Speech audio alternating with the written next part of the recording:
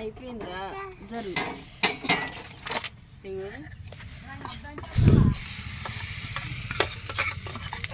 అయితే రెడీ అయింది.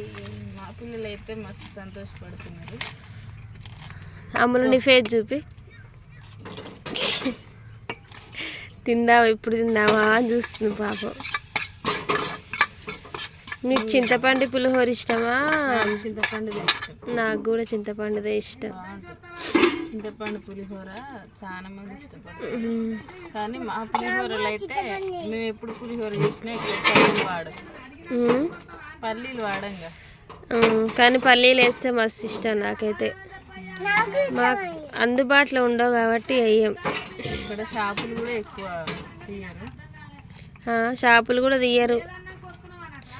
పులిహోర అయితే రెడీ అయింది మరి.